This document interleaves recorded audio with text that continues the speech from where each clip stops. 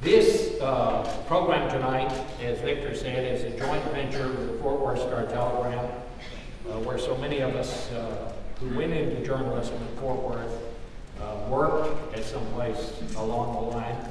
And I'm very happy to announce tonight that the Star-Telegram and the Schieffer School of Journalism are embarking on a new partnership.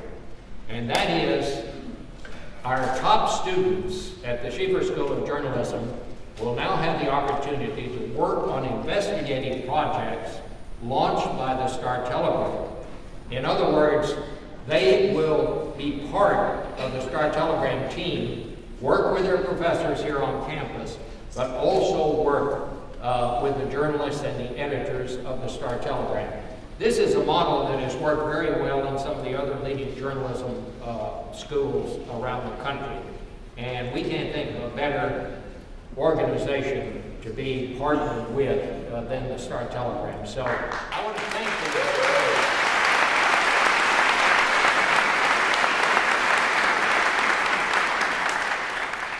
Journalism schools have to be like teaching hospitals, and that's where I hope that we're headed at the Schieffer School, and that is you give them a good sound, the people who want to be reporters, a good sound education and academics, but you also expose them to the real world of journalism. The way to learn to be a reporter is to be a reporter and to work with people who know more about it than you do. So this is a wonderful opportunity for TCU, and we're very appreciative. Jim Witt, the editor of the Star-Telegram, is with us tonight, and Jim, I can't tell you how much we appreciate it.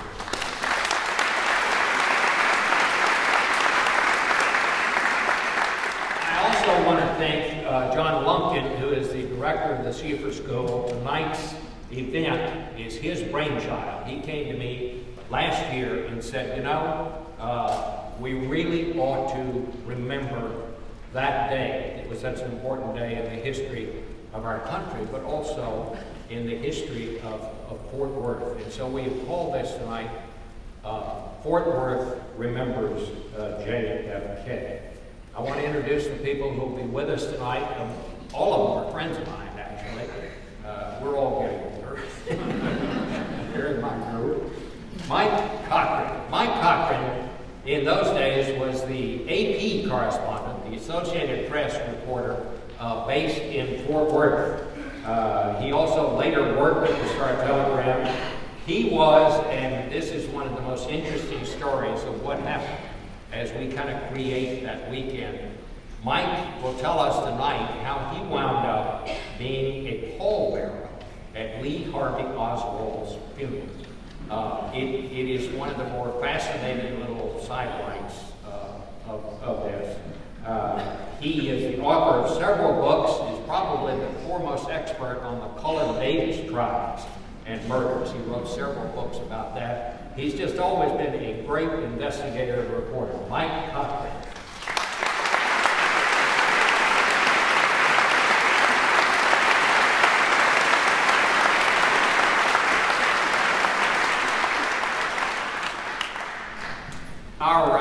Our next panelist tonight was 8 years old when this happened.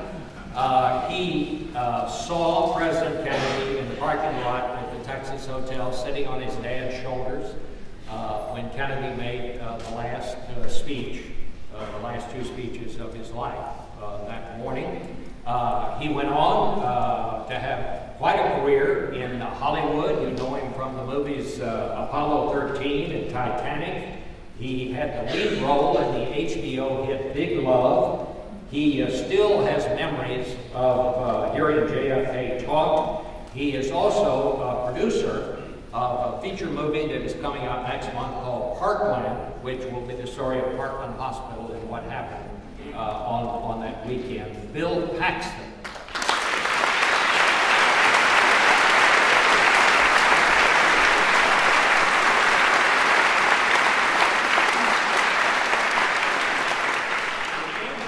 Major story that I have covered, there's always been one reporter that years later you go back to the guy who's kept up with everybody, who knows where everybody is, who knows all the little details.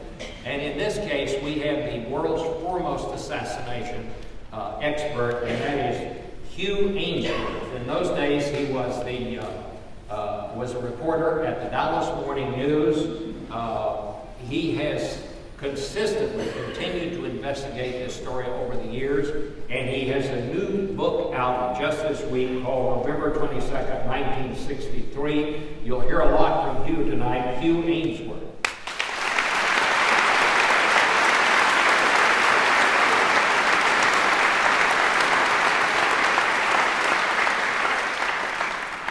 Our next panelist is a former KLIF radio reporter.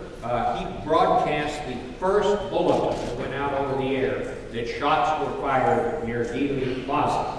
He covered this story just almost 24 hours a day for the next week or so. Gary DeLong, formerly of KLIF.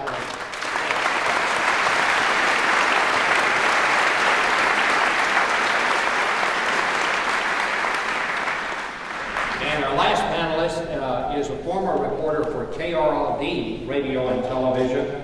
He was broadcasting the motorcade when Kennedy rounded the corner and the shooting happened. He also broadcast the shooting of Lee Harvey Oswald by Jack Ruby and followed that story. Bob Huffey.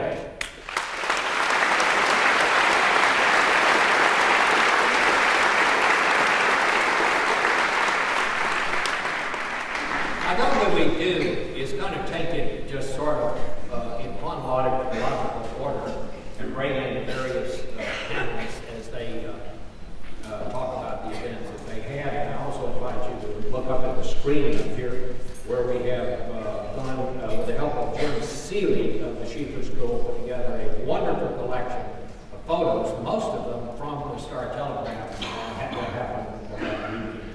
So let me just set the stage for you. John Kennedy had come to Texas. The main reason he came was to raise money for his coming presidential campaign. He was going to visit 5 cities, and it was going to climax with a fundraiser in Austin. He was going to San Antonio, Houston, Fort Worth, then Dallas, and then on down to Austin. Because John Connally, who was very wise in the ways of Texas politics, had told him, you can't get people in Fort Worth to go to a fundraiser in Dallas.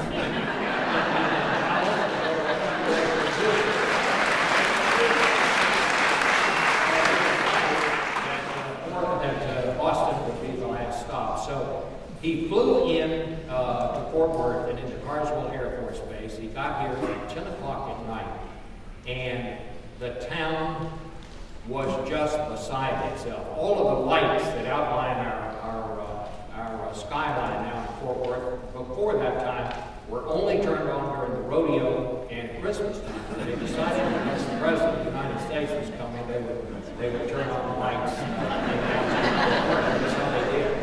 10,000 people turned out to see him at Carswell Air Force Base. And there were people lined up along White Settlement Road and in all of that area into the downtown area. When they got in to the Hotel Texas, they discovered that the Fort Worth civic leaders, led by Amon Carter's daughter, Ruth Carter Johnson, in those days, had collected this priceless group of paintings and had them hanging on the walls of the Kennedy's suite. Ruth, one of the paintings was there was a Van Gogh, and it was always, no one ever knew exactly whose painting it was. Most of these people had things put up anonymously, and several years ago, before she died, I called Ruth and I said, I wanted to ask you something. I saw this painting in the Philadelphia Museum, and they told me it had been on exhibit in Kennedy's room during those days, but they didn't know whose painting it was. And she said, well, it was mine. And she said, it's the first painting I ever bought, She said, I paid $25,000 for it. And she said her father was furious. And told her that if she was going to spend her money like that, he was going to see that she didn't get any more. Well, she kept the painting for years, gave it to one of her daughters, and the painting was eventually sold. And today, of course, Amy Carter founded the Star Telegram, Channel 5, and all of that we all know. I would say that, conservatively speaking, that painting is probably worth more than the Star Telegram. But it was just an example of how the people of Fort Worth really turned out and to give the Kennedys a wonderful welcome. So the next morning, everybody gathered out in the parking lot of Hotel Texas. There were going to be two events. The president and President Johnson was there, Vice President Johnson, and they spoke to the crowd outside, and young Bill Paxton was in the crowd out there, and Bill, just tell us what it was like. Well, I remember it was because of my brother Bob, who was 11. He woke my dad up and he said, you promised you'd take us to see President Kennedy. And my dad looked out the window. We were living off of Indian Creek Drive, which is now called Ridgemar. And he saw that it was a rainy morning, and he thought the idea of taking his young boys and taking them into this crowd would be a bit of a hassle, but my brothers used the two words that no parent wants to hear: you promised. So he said, go get your brother dressed. And Bob got me dressed, and we went down. I was 8.5. And I remember we parked near St. Patrick's Cathedral downtown, the Catholic church, and the bells were ringing, celebrating the Catholic president's arrival. And I guess there was a crowd of about 4,000 to 5,000 people. And I only remember being out there about 20 minutes. And then suddenly here comes President Kennedy and Vice President Johnson, Congressman Jim Wright, Senator Yarborough, and Governor Conley. And they got up on what I found out later was a 18-wheel flatbed they had put there with some bunting, and they had the lectern. I remember my dad was taking turns putting us up on his shoulders. And there were two black men standing next to us, and they saw my dad's limb and said, we'll take those boys. So I sat on a stranger's shoulders while I watched that speech and ended up in this newsreel that I discovered that I was in a few years ago. But I remember there was just a real electricity in the crowd. And everybody was so excited, and everybody wanted to see Jackie. And of course, one of his opening remarks was about that we're sorry the First Lady wasn't down to greet you good people. She takes a little longer to get ready, but the effect is a lot better. And I just remember it was a real jubilant crowd. We have some clips here. Roger Summers, who is my colleague at Fort Worth Star Telegram, was sent down there as one of the reporters to cover that. We interviewed Roger just a couple of weeks ago, and here's part of his impressions of that day. The president on his parking lot speech, it was a very brief speech, but it came after the rains had come. The skies had cleared almost miraculously. He came out, he didn't speak long, 204 seconds, but that was plenty for the people. They had been gathered there since before the sun came up. Many of them in raincoats, rain hats, many children, and people from all walks of life. There was a connection immediately between the president and the people, and that continued until he left about shortly before noon. He was here for about, by my count, 728 minutes, and it was a joyous time.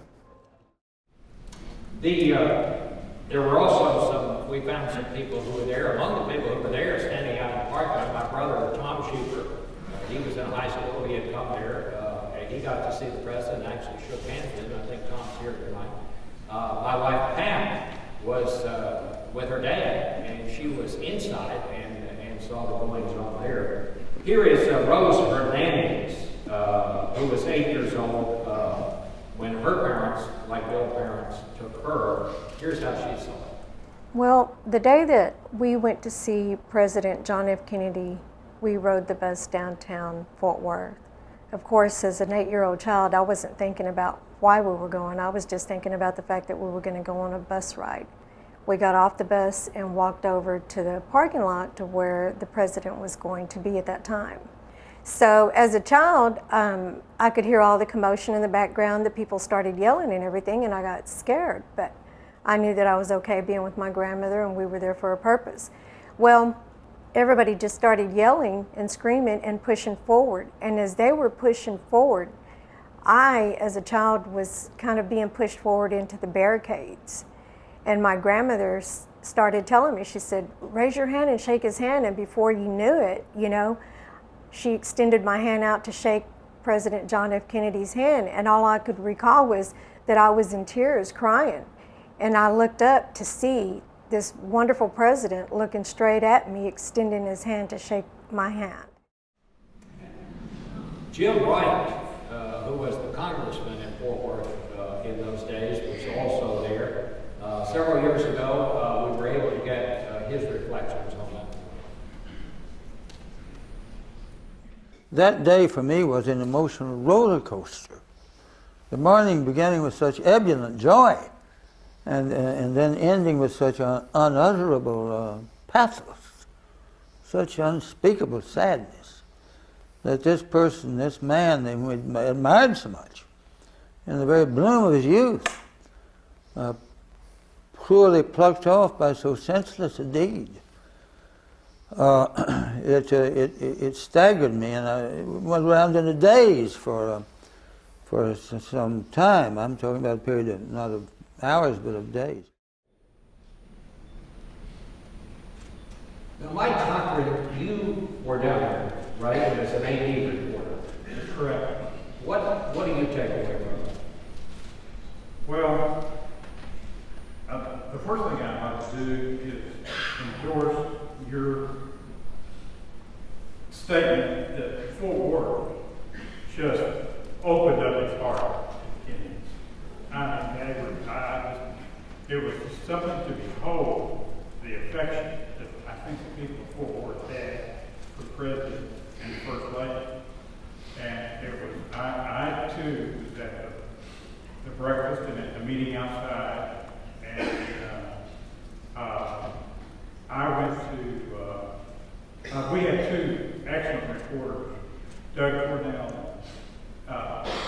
Jack Bell, the big, real time reporters that were doing heavy reporting. My job was just kind of familiarizing with Fort Worth. They were traveling. They were traveling with the president.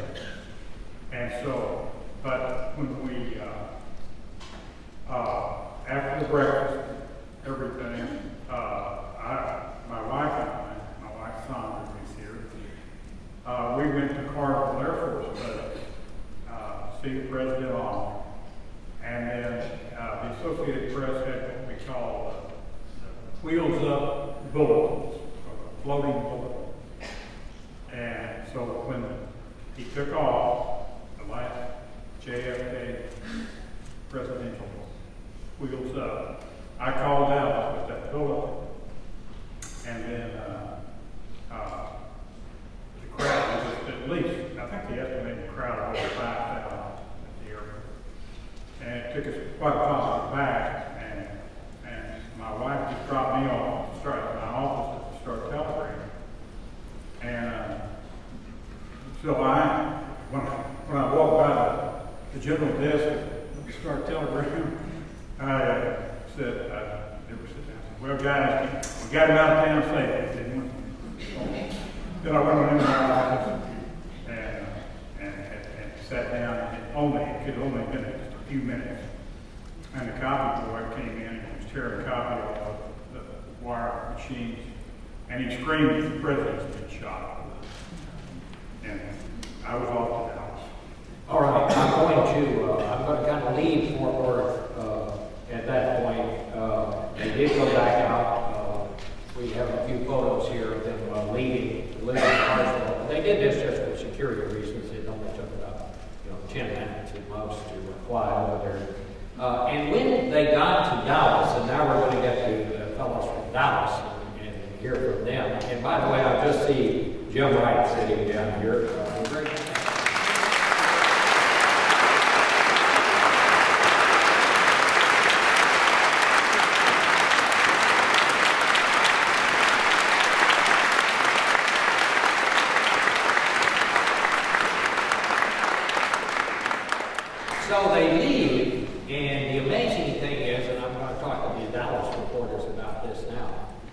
he got about the same kind of warm and overwhelmingly friendly welcome at Love Field as he had in Fort Worth. And then let me just go down the line. Well, I was a reporter for the Dallas Morning News. I was the only one, I think, that didn't have some kind of assignment. And it sort of pissed me off. Well, really, I've been here 3 or 4 years.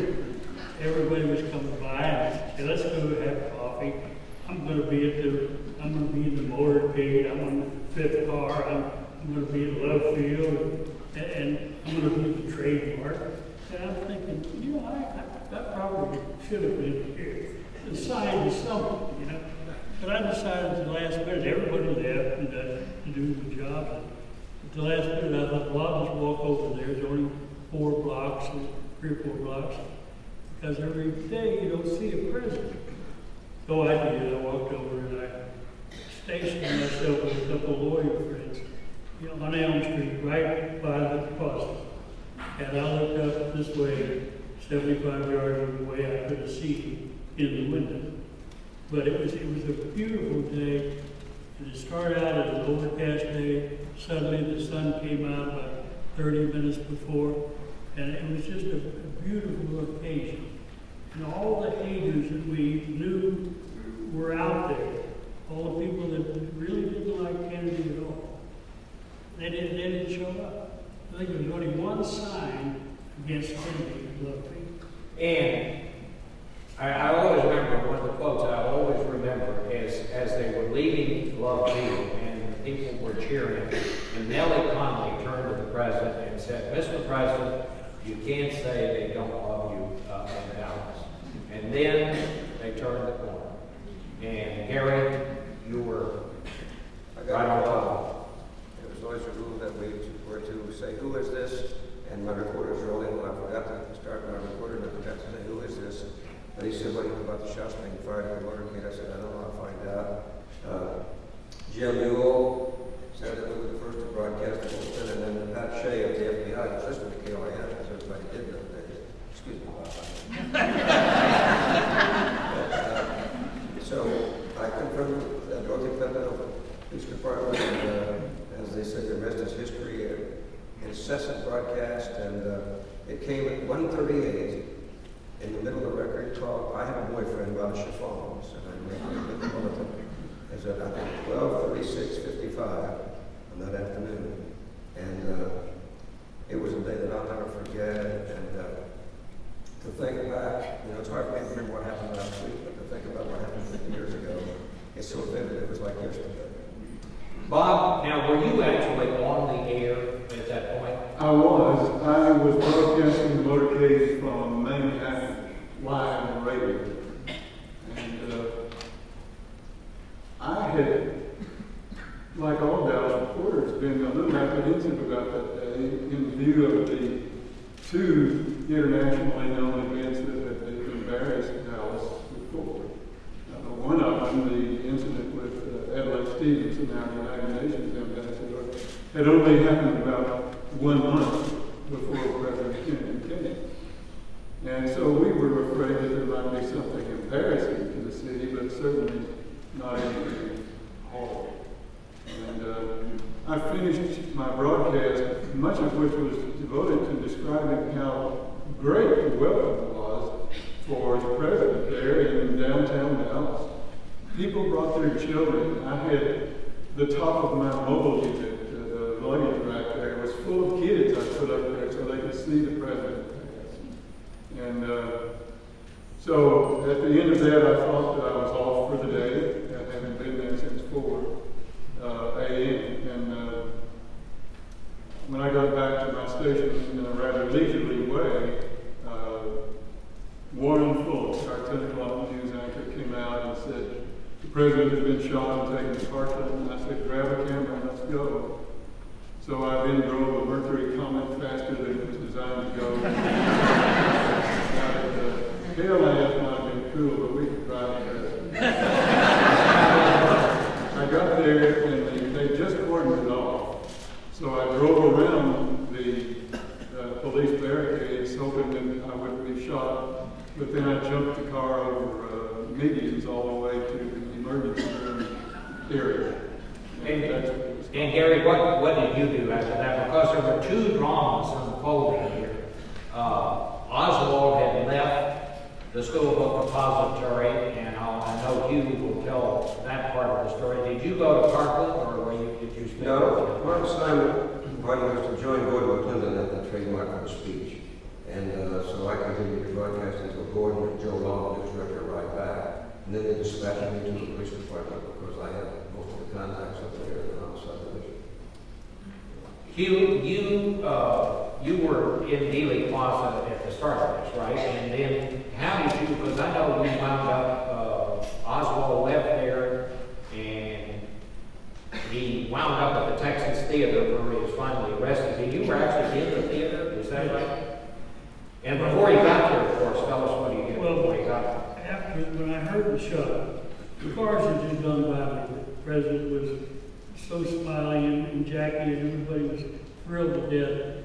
And then about 4 cars later, I heard what I thought was a motorcycle back, but it wasn't. It was the first shot. And then 2 other shots very clearly, and I just knew they were rifle shots. And it was chaos. People were running into each other. They were dumping their kids, covering their children. One woman regurgitated right behind me. There were screams. See, we didn't know who was shooting, how many were there, where they were shooting from, or anything else. So I saw a guy with a hard hat, and he was pointing up to his cluster. And I thought, well, I don't know what he knows, but I got to talk to him. So I ran to him and tried to interview him. And he was so scared that he had 2 cops push me away.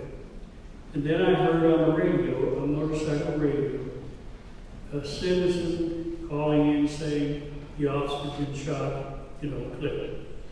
And I made a judgment, and very fortunately it was a good judgment. Instead, I thought to myself, if the president shot at here, the cops killed over 3 miles away.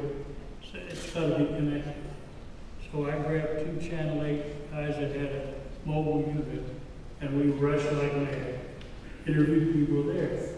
And there were 2 or 3 places where they thought they had to shoot. Now, there was no connection at that time. We didn't know that was the guy involved with the president. But anyway, they were trying to get whoever shot the cop. He was a great deal. And I heard another radio said, we have a suspect in the Texas Theater. Oh, it's 7 or 8 blocks from where I was. And I ran like mad. Got in there just about the time. First I talked to the woman who worked there, Julie Poster. And she said he's in there and look out or something. So I run in and I go to the door, open it up, and immediately, like off the stage, I see several officers. I didn't know they were officers. 2 had uniforms, a couple, 3 didn't. And they came up the aisle. There were only 13 people in the whole area. And they stopped a couple of the people. And then Oswald got up, he actually stood up. Now they say he said, well, it's all over now. I did not hear that. But I was about 15 feet away. I saw them jump on him. It was almost like one of these comic strip deals where you've got a fight, hand up here, foot up there, everybody's going on. And he had a gun. He had a gun. He had a gun, he pulled over, pistol out, tried to kill McDonald. The officer grabbed it. McDonald got his hand in the firing mechanism, saved his life. And he, before getting to the theater, had also shot and killed at point-blank range police officer J.C. Tippett.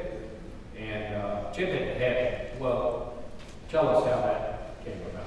Well, there are a lot of conspiracy theories that they could say that Oswald didn't kill the officer, but I can guarantee you there's 6 to 8 witnesses who either saw him do it, saw him run from the scene, or saw him drop shells in places.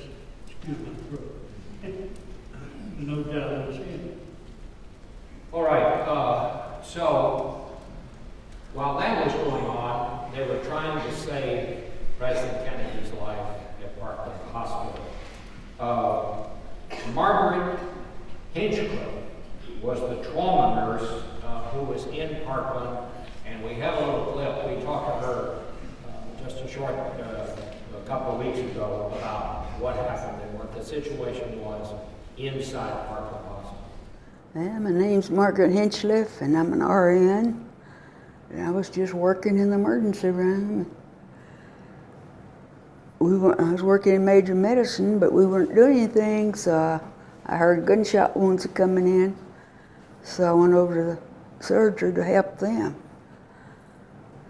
Well, I saw this man on the cart with blood on him, or bloody flowers by his head. I picked those up and threw them in the trash and continued working, getting stuff done, IVs and catheters and all that. So we had that done, and then I was gonna go get some blood. They told me who it was, and they almost picked me up off the floor. You know, I don't think you can underline enough how mystified, and I guess terrified might be a word, that we all were. Nobody knew what this was about. They closed off the borders with Mexico. Fort Worth was the home of Carswell Air Force Base, the Strategic Air Command bombers. We knew, even if you were in high school, that if there was a nuclear war, Fort Worth would be one of the priority targets for the Soviet Union. We didn't know what was going on here. And that was the feeling that just hung over everything. I want to go back to Parkland Hospital because one of the resident neurological surgeon, is that what he was, Hugh, was a man named Kenneth Sound. He was just out of medical school doing his residency, and he comes into the room. He has no idea who that is that the other doctors are working on, but he knows he's still breathing. I entered the room and we were trying, my colleagues, we were trying to get an airway and tried to expand, ended up expanding the wound in the neck and putting a tube down into his airway and gaining control of that. We then started undressing him, and he had this huge brace that went up above, way up above his waistline, up to his chest and down below.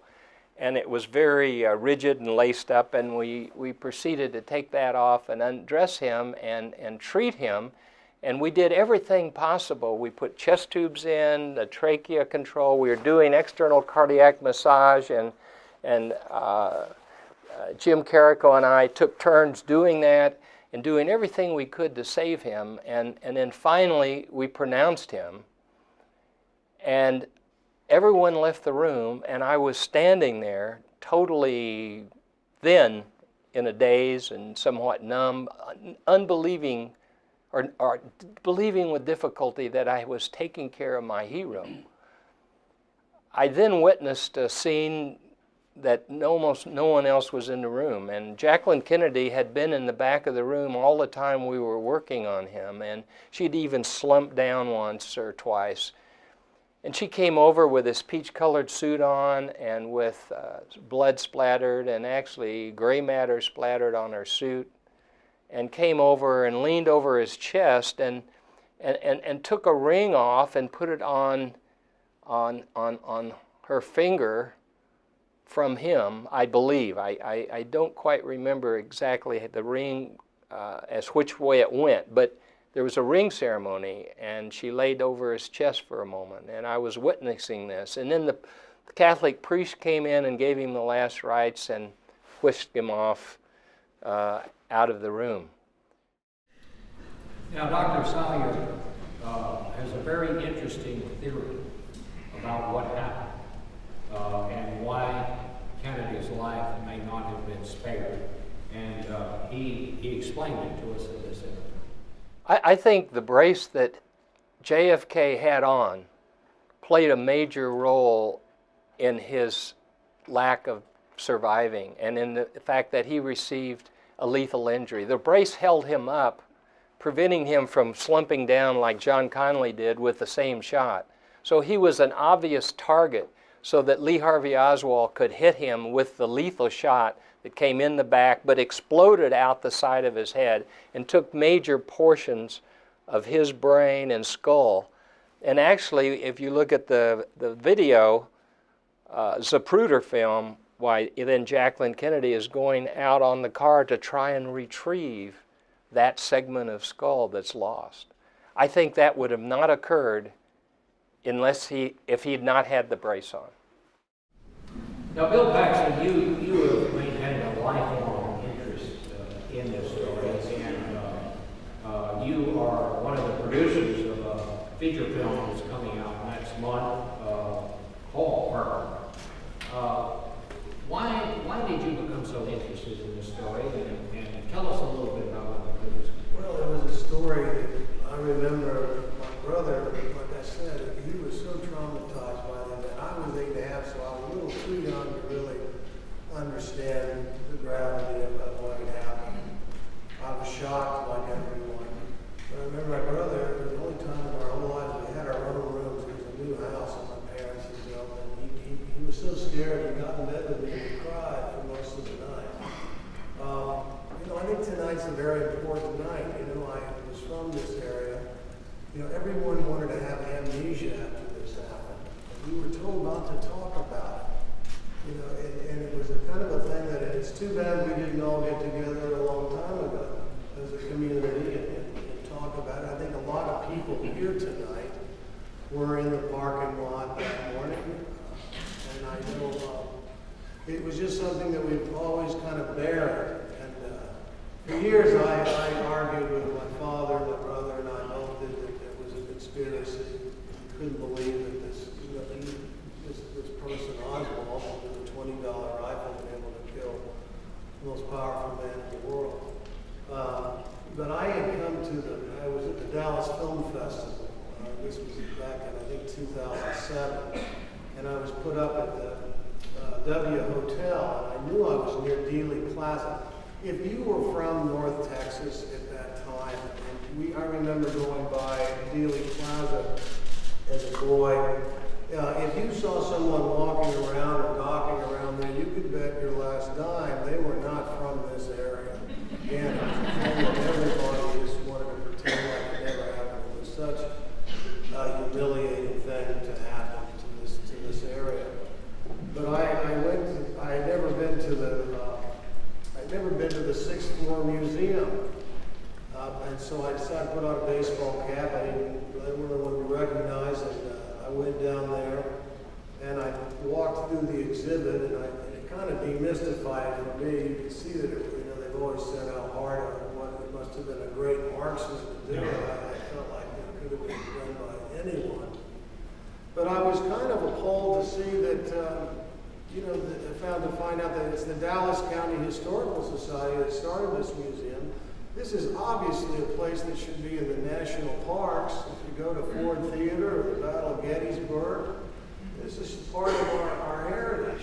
And you see a plaque that says on the side of the building where Oswald allegedly shot the president.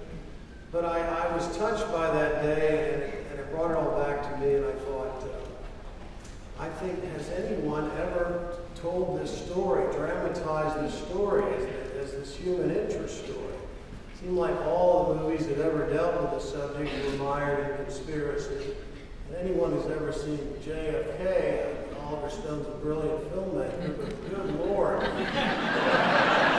Everybody was in on it except him. I love the way he has Donald Sutherland play a guy named Mr. X. He said, yeah, the military was told to stand down that day. I mean, it's ridiculous. But I thought, as the anniversary was coming up, this was 6 years ago, I thought, gosh, it might be a great thing to try to do as a drama and dramatize these incredible moments, like in Parkland Hospital. And we had an hour, we designed it as an 8-hour miniseries. We had an hour of Hugh tracking down Oswald in the theater. I thought it would have been a tremendous thing. HBO decided it paid for, we got Bugliosi's book, Reclaiming History. I took it to Tom Hanks and his partner Gary Getzman because they had built a reputation with this company, Playtone, for basically doing long-form dramatizations of American history. John Adams and Band of Brothers, and I thought, Tom, I've got your next miniseries to coincide with the 50th anniversary. Peter Landesman, who directed the film, also wrote it. He wrote the 8 Hours. And HBO decided not to go forward with it, which I was kind of just mystified that they wouldn't do this thing. Have worldwide interest, of course. We were trying to tell the story just as a human story. These distinguished gentlemen I'm sitting up here with woke up that morning, he didn't know the world was about to change.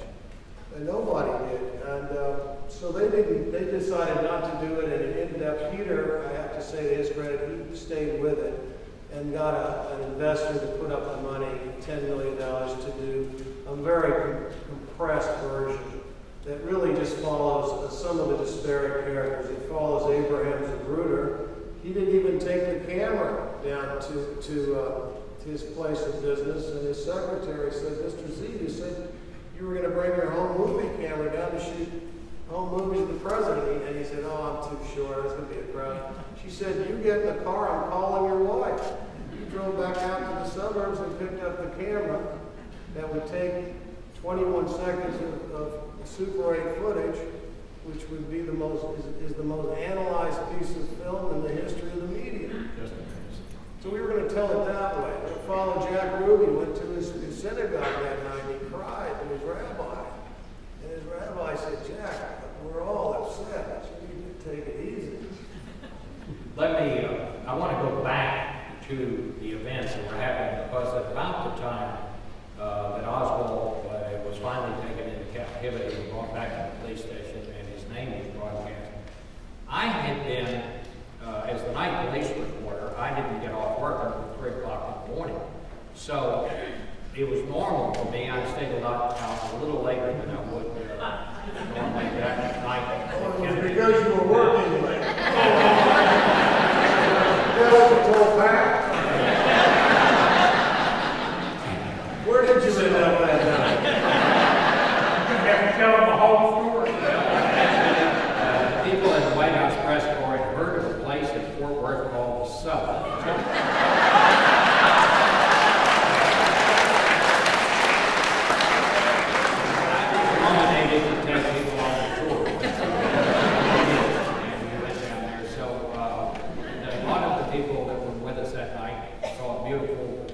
Sunrise. But anyway, I was sound asleep when all of this was going on. My brother, who had gone out to Carswell to see the president, came and put me up and said the president is shot. You better get up and go to work. So I was just in complete fall to start with. And I got dressed as quickly as I could. I went to the office, and there had been almost panic at the Star-Telegram, because they had just, everybody was in the city room, and they said, go to Dallas, and they just said, call us when you get there, and they all did, and there was nobody to answer the phones on the city desk, so I sat down there, was answering the phones, and a call comes in, and a woman says, is there anybody there that can give me a ride to Dallas? And I said, well, lady, we don't run a taxi here. The president's been shot. And she said, yes, I just heard on the radio, I think my son is the one they arrested. And it was Lee Harvey Oswald's mom. And it's a story I've told many, many times. Tell the part about when you thought you were going to get the greatest interview in the century, though. Do what? That's what you thought you were going to get a great interview that day. Well, it was, it was just blind luck. And, most good stories you get because you just have to be there. But I got another reporter at the paper, and we took her over to Dallas. And, we never told people in those days who we were. I mean, if they asked, we didn't lie about it. But if they thought we were cops, we let them think. I always wore a snap brim hat, so I would look like a detective. And so when I got to the Dallas police station, I just pulled aside the first uniformed officer I could find, and I said, I'm the one who brought Oswald's mother over here, where could we put her? And so they actually put me in a little room in the burglary squad, and this was great.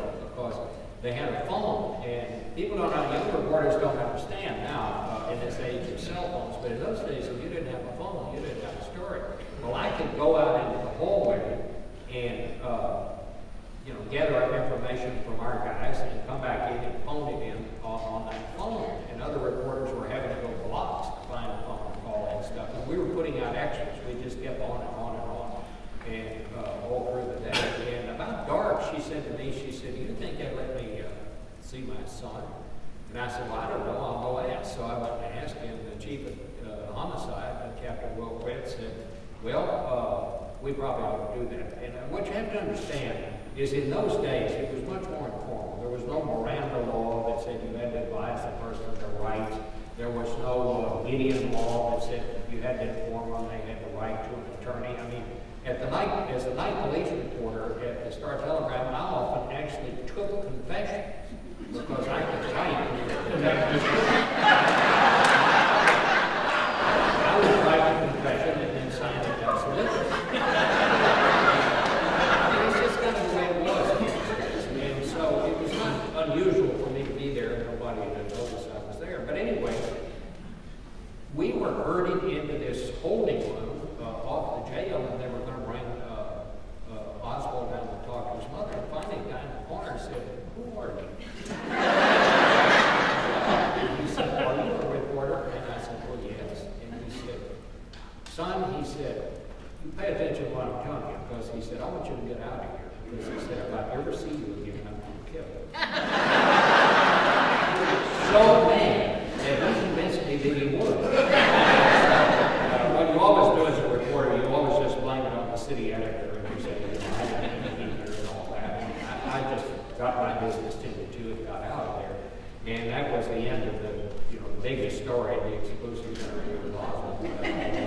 It was, I look back on that and I think that really happened. But it really did. I wrote a story about it. It was in the Star Telegram. And it remains one of the most interesting things I was ever involved in. But I want to just talk to all of you now and just kind of a little roundtable about, we all know what happened. Not much happened really the next day, but on Sunday, they were going to take Oswald from the city jail and take him over to the county jail and put him there, and we all know what happened. How many were any of you were down there in the city hall basement, both of you, and you were there as well. Just tell us. Well, I was the KRLD police reporter, and I've been trading off with Nelson Benton, the CBS guy. Yep. And we knew that the transfer would be made, and contrary to a lot of reports that say that the time of the transfer was announced, it definitely was not. The closest they came to that was the previous night when I'd asked the police chief, I said, "Our guys are really getting tired, when should I have a crew here?" And he told me about 10:30 in the morning. Because they did not know Forrest Sorrells, the Secret Service guy, was going to finish his questioning of Oswald. Then the transfer would take place. So on that Saturday, they had not been checking IDs in the police headquarters. And our stations had bomb threats, and we had become gradually aware that we were in the epicenter of some really crazy things going on and a lot of nutty people. So as I sat there with Nelson on that third floor the day before, I said, what if we were looking at the elevators with people getting off on our floor. I said, what if somebody just stepped out on one of those elevators and started raking us with a Tommy gun? And we didn't even talk about it anymore. We just looked at each other and got up and moved.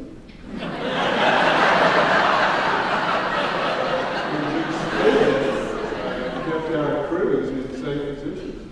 So when the transfer was about to take place, I was gratified to see that Sunday morning that they took some real care in clearing out the basement.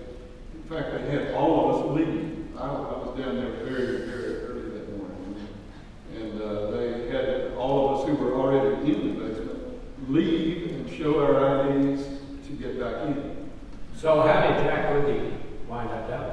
He got in at the last minute literally the last minute, when there was a shifting of plans Captain Fritz had sort of absented himself from discussions about that transfer since he and all of the other police officers, from the chief on down, were dead set against it being public, as any good police officer would have been. And so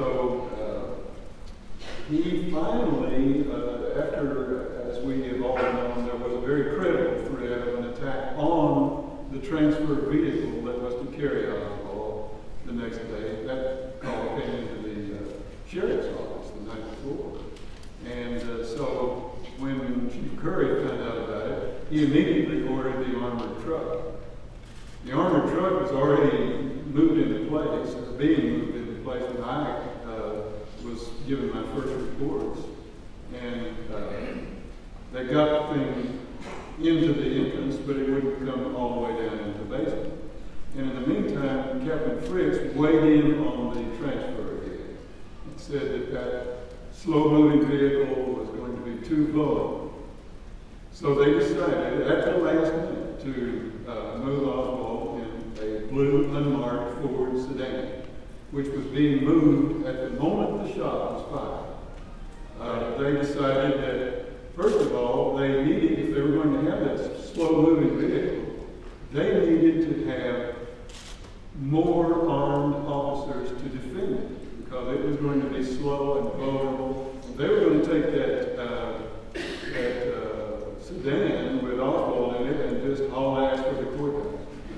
And so at the very last minute, the order was given to send a car with 3 armed officers around to guide the armored truck. That car left at approximately 50 seconds before the shot was fired. And Jack Ruby walked in exactly when that car was driven out. He even was able to tell investigating officers who was driving that car. He said, well, Sam Pierce was at the wheel. Gary, he was well known to Dallas police, and all of us who cover police stations and hung around police stations, there are always people like that. They go get the cops coffee, they love to ride in a police car, all that kind of thing. And he was kind of one of those kind of characters, wasn't he? He was a groupie. Yeah. He wanted to be somebody before everybody knew it. He would hang around KLIF, but when the assassination occurred, he raced to KLIF and went upstairs and started answering the phone. It was KLIF, it was Ruby.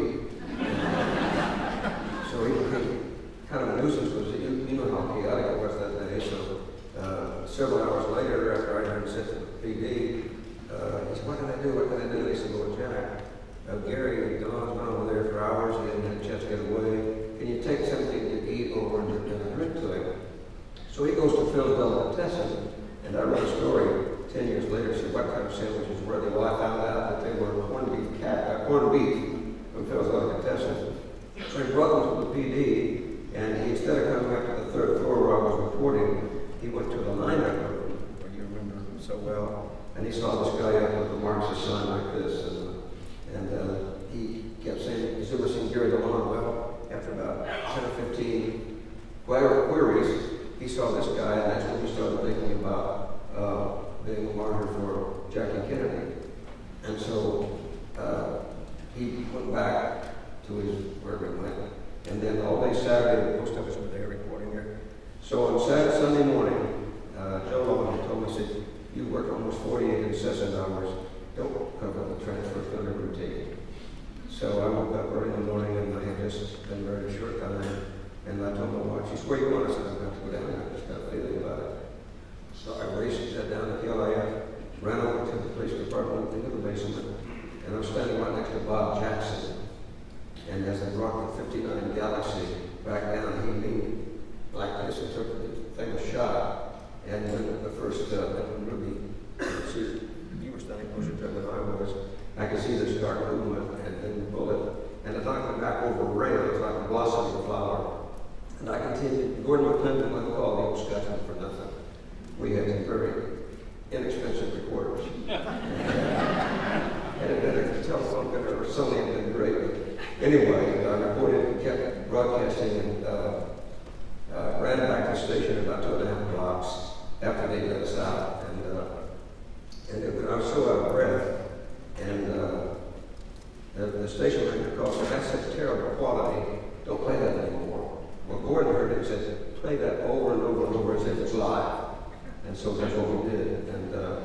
Jack, I didn't know Jack was looking for me until the appeals case, when he yelled at me across the room and said, "Where were you that night? I'm looking for you." And so that's... Hugh, you saw Ruby at the Dallas News at one point in there, didn't you? I saw him the morning of the assassination. About 10 o'clock, he went in the cafeteria to eat breakfast. I remember I was sitting with Why was he there? Well, he came there a lot. He was there to put an ad in the paper for his stripper joint and that. He was there a lot. And he was always at the show. I was sitting with an anchor reporter from Channel 8. We were having coffee, and I said, "Oh my God, there's Ruby. Hope he doesn't see it." It's allowed. I think numbers in one thing you said. You said that the first time Ruby had this idea he wanted to do something for Jack. I don't think he planned it at all. And here's why. Oh, I don't think he did. He slept, we had the feeling the move would be made 10 and 30. He slept away. A phone call from his stripper in Fort Worth. She called. He got up. He promised to go down to Western Union, send her $25, I believe. Well, then he goes and he does his wash, and he dries it, and he cooks his breakfast. My point is, if everyone knew that 10 o'clock, 10:30 was the scheduled move time, he wouldn't have been this leisurely at all. And he sent that telegram at 11:13. The shots that he fired at 11:17. So That's 11:17 and 11:21. oh, okay, 4 minutes. They had $1,008 in his trunk, and that's where the cigarette toilet paper came from, too. Yeah. Actually, 3 to 4 minutes, if we were in time a second. I want to tell the story at this point of one of what we thought at the time was one of the great scoops by the Star Telegram. And the news business was very, very competitive in those days. I had been over to the county courthouse, and I was going to be there when Ruby arrived, and we had other reporters over at the police station. Well, anyway, they killed him before he got there. And so I went down to Ely Plaza, and I was just kind of doing what we call man on the street interviews with people down there. People were walking around and were just stunned and everything. And we heard about this, and back in Fort Worth, the managing editor of the morning paper decided that we would put out a complete new newspaper, and we were going to get it out on Sunday afternoon. And what caused them to do this was, and Mike will know something about this because he's an AP guy. The Dallas News there were two pictures, one by the guy at the Times Herald and one by the guy at the Dallas News. The AP photo editor, Mike, do you know the details on that? I know that he took the photo, the Dallas News photo, and put it on the AP wire. And there's been a lot of controversy down through the years about whether you really had the Dallas News permission or not. Well, I'm not sure that I can answer that quickly. But I will say this, that I have right into where they inside. I was in the Dallas Bureau. I was supposed to go on the county court. They let me go back and forth, freshen up, and I was to come back and leave our family at the county after they delivered my office letter. That was my assignment, go to the office. So I go back to the AP Bureau in Dallas, and I'm answering the phone, and all of a sudden we start getting flooded with calls. And they're saying that the Dallas News, Jack Hughes, had turned out a photo that the AP had picked up, and it's dynamic, it's just Pulitzer Prize. I mean, they're going to hand deliver the Pulitzer Prize. So at any rate, I'm telling all our guys, hey, we need to do a story, photos that Jack did. And I said that our members they're just absolutely stunned on this photo. So as we were going through this stuff, the phone rang and said, hey, listen, there is a photo. I said, I already heard that. No, let me tell you this. There is a photo that actually shows being shot, the moment that he was shot. And he said it's a Dallas Times Herald photo by Bob Jackson. And so all of a sudden, and then, I mean, we're getting all these phone calls, and I'm saying, hey, look, guys, we got to do a story on this. We got 2 photos, and everybody's calling in and said they're Pulitzer Prize. Well, to make a long story short, we got both the photos out, whatever, and Bob Jackson, who took the second picture, did the Pulitzer Prize. But the first picture, and here's where the Star Telegram comes in. We decided to put this extra, not we, I was just a young reporter, but the editors decided to put out this extra, this complete newspaper on a Sunday afternoon. We put the Dallas Morning News photo about this big, about this big, on the front page of the Fort Worth Star Telegram, and way down in little teeny tiny writing, copyright 1963 Dallas Morning News. Now, if you're a reporter, here's the part you like the best of all. They haul those Star Telegrams over to Dallas. And we got that extra newspaper on the streets of Dallas before the Dallas News came out.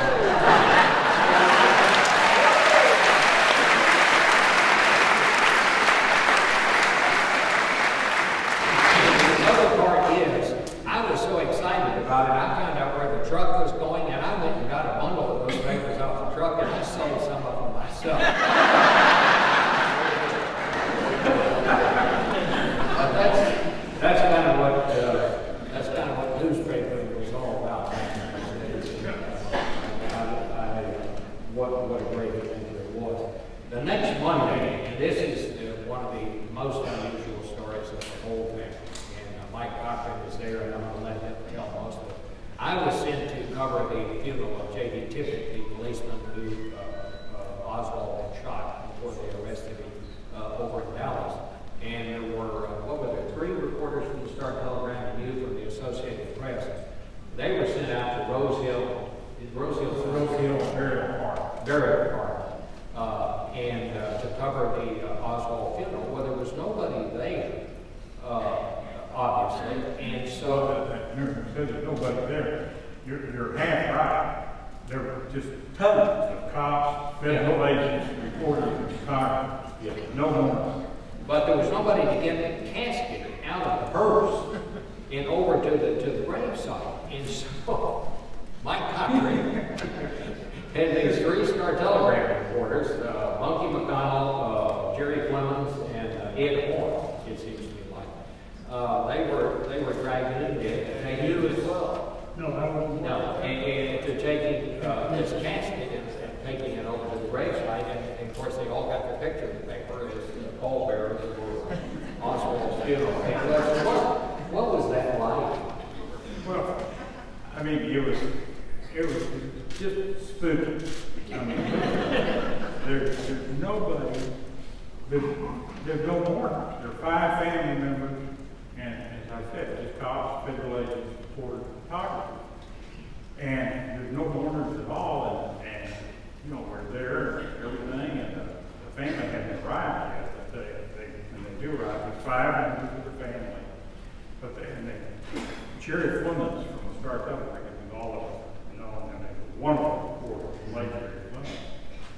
He turned to me at one point and he says, you know, Cochran, he says, if we're going to write a story about the burial of Lee Harvey Oswald, we're going to have to bury the son of a bitch ourselves.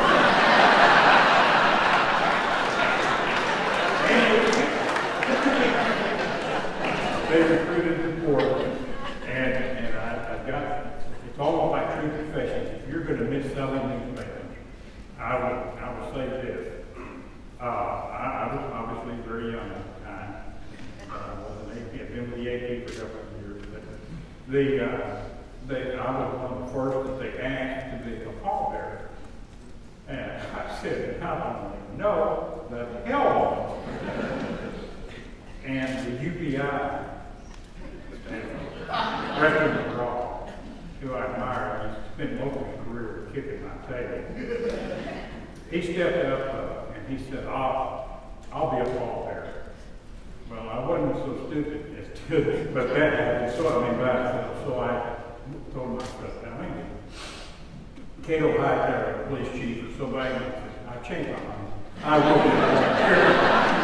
And so that's how I got my absolutely minor historic footnote, because it's a call there. And he wasn't going to let UBI do it. You see what the motivation was. Well, I don't know about you all, but I mean, it's hard for me to believe that this was 50 years ago that this happened. And I think there's no question that it changed the country. I don't think we were ever quite the same after that happened. I'd just like to kind of go around the horn. Start with you, Bob. What do you, as you reflect back on it now, what do you think of that? Things haven't gone as well as I would like. We had high hopes for broadcast news in particular after that particular day. And it has sort of run to entirely too much partisan news, nothing that I would have expected from our 50-year vantage point. But I think it's made Dallas think very carefully about our politics and about the introduction of violence into politics. So that, I suppose, is my reason for being a little antsier these days than I might have been otherwise. By the way, when I was standing in the Parkland parking lot with Congressman Jim Wright when we learned that the president was dead, and I was about to ask you, Mr. Speaker, what you had seen. And instead, I just said, I know no one wants to speak at a time like this, but do you have anything you can say? And I held the microphone for Congressman Jim Wright, who bowed his head, and there on the spot spoke the most statesmanlike, comforting, prayerful remarks I could have dreamed of. Well, you know, several years ago, Speaker Wright reflected back on what he thought it meant that day, and we had that. Group in Washington, the New Frontiersmen, someone said we'll never laugh again. No, I think someone said we'll never laugh again. And Larry O'Brien said, oh yes, we'll laugh again, but we'll never be young again. And I don't know, but what for all of us that was true. I think it was true for me. Someone else who had some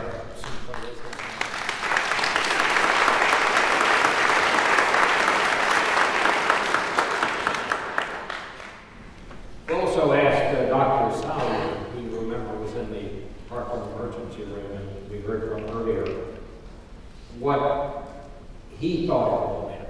And here's what he said. And the feeling was that he was going to take us to the moon. The feeling was he'd started the Peace Corps. He was going to help others around the world. And so I was taken with this whole excitement and vibration of what was going to happen in America. To lose him made me realize, even though I knew it, how delicate and fragile life was. And I dedicated myself because of that to help others and to lead a life that mattered. And in case some of you may not have made the connection with the name, Dr. Sawyer decided that day in the emergency room that he would just dedicate his life to helping those for which there was not very much help. He went on to become and has become one of the most well-known neurosurgeons, brain surgeons in the world today. He is the foremost now authority and specialist on separate and conjoined twins. He was the doctor who separated those conjoined twins in Egypt several years ago. He's just an amazing man, and he says his life was changed that day after being in Hugh, what do you think? What do you think? Well, you know, I don't know that Mr. Kennedy could have gotten some of the legislation through had he did that Lyndon Johnson did, particularly civil rights and things along those lines. I think that bettered our country, but he was certainly bright and he was exciting. We all felt like, I think we were closer to that president than any since. And out of all this, I've had to cover this for almost 50 years. Everywhere I would work, new conspiracy theory would come up, and I'd have to run after it. 5 different people have confessed to me they shot him. One guy said his father did it. Another one was in a mental institution. Another woman said that she saw Lyndon pass Oswald money and to the hotel. I had to go find that out. Hotel was built 5 years later. It's pretty old, you know, but there's money, and I guess people, everybody, sort of like Oswald and Ruby, everybody wants to be somebody. They think they can get on TV, or if they can get interviewed, that makes them somebody. Like Ruby. Ruby always sought class, but he really didn't know what it meant. Bill? Now there's reality TV. Everybody gets that. Maybe that's a good thing. Hey, I think, you know, there was an innocence that died that day with John F. Kennedy. I think it also kind of began the whole era of not only with all the conspiracies he created, paranoia about the government. The government is out. I mean, the idea that maybe government agents killed the president. I mean, these things, you really go through the common sense of it all, but it started a thing, and I think it led all the way to Watergate. Nixon was then resigned. But I guess it was an innocence. I remember my brother Bob. I know that people at Kennedy, you were a young person of age, and Kennedy was your president. And I think what Bob said about the idea, or what Dr. what was his name? Sally said about the idea that, you know, there was this great call to vocationalism. That's not what your country can do for you, speech and all those things. I think that message went forth, but I wish that message would come back. I think we could all make a better country if we all put a little more time in it, but unfortunately.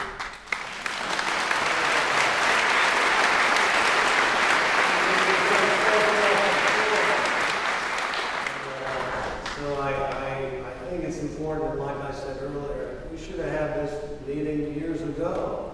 You know, I think there's a healing that still needs to take place in North Texas.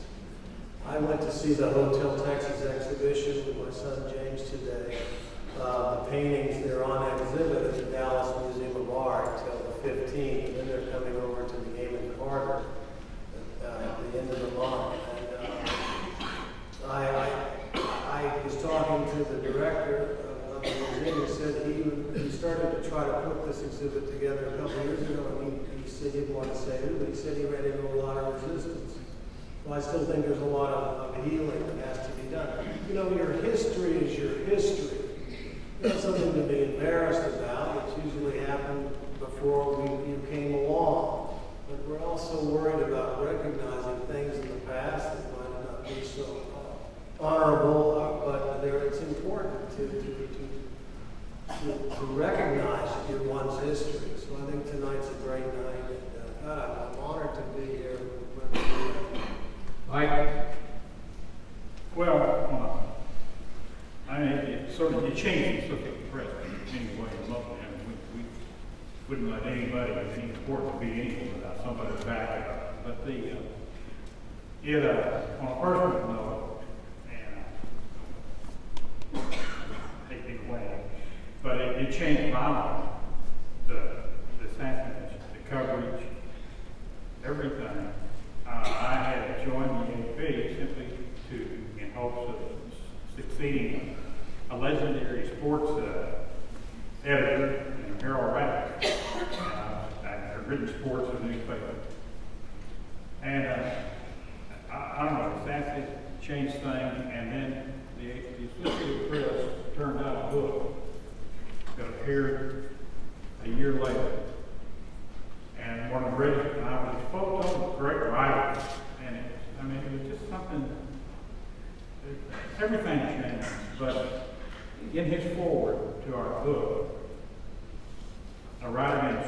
hell.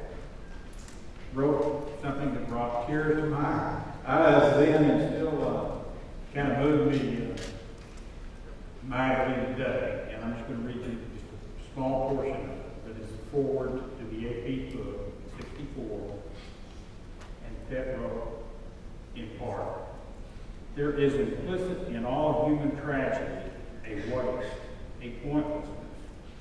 Tragedy unobserved is even more pointless. But tragedy unremembered surely must rank with profound sin. Thus, this chronicle of 4 days in November 1963 is written not to revive shock and tears, but to remember. Thus, we write in the hope that those who come after us will find an insight and a wisdom and a workable moral out of these events, which so far elude us who live in it. To those in the future who may learn from the past, this book is hopefully dedicated."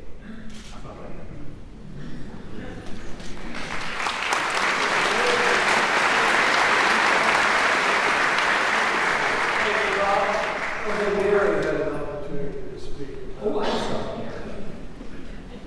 Well, first off, Hugh has been in the newspaper business for many years, and radio and TV. If I said that and pissed off, I've been fired. But two things I got out of it. One was the day that John Conley was released from Parkland Hospital, and I said about as close as I am to Bob, and it was the most poignant, emotional interview I think I've ever conducted. And John broke down that day, and he wanted to thank the people at Parkland Hospital, the doctors and the nurses, for saving his life. And the second thing is I was really pissed off about the way Texas and Dallas were treated following the assassination. If you happen to be in California or someplace like that, they ripped your car, they threw rocks at you, they cursed you because you were from Texas. And they said, you know, this was a terrible place, that Kennedy shouldn't have come here. Well, it wasn't too long after that in Los Angeles, Bobby Kennedy was killed in the basement of the Hotel. So it shows it can happen anytime. As Will Fritz told us years ago, Gary said, if a man is intent enough to kill somebody, there's no way you can ever prevent it. And I think that's true. Well, we've come to the end of what I think has been an extraordinary evening. And as we look back 50 years since it happened on that weekend, I think it is the weekend that changed America. I think we came to look on the presidency in an entirely different way. Up until that point, we thought our presidents were somehow these superhuman individuals who were invincible. We were reminded of the vulnerability of not only our presidents, but for everyone. We were reminded of the preciousness of life itself. We came to have a new understanding, I think, of the media. You know, up until that weekend, most people, all they knew about news was they saw the news product. They saw the story that had been written and edited in the newspaper. They saw the story that had been edited on television. That weekend, we saw the news process, and people discovered it's not always orderly. It always doesn't always make sense. There's a lot of pushing and shoving. It's news doesn't just happen. Somebody has to go find it, and they're very competitive about getting it. Some people thought less of the news media after seeing how we operate that weekend. Some came to have a better understanding of it. Up until that point, most people in America depended on the printed word for their news. That weekend on, when the country, for the first time in its history, all focused on one news story at the same time. After that weekend, the surveys showed that television would be the place where most people got their news, and that has extended on down into the digital age, where today we're not sure where people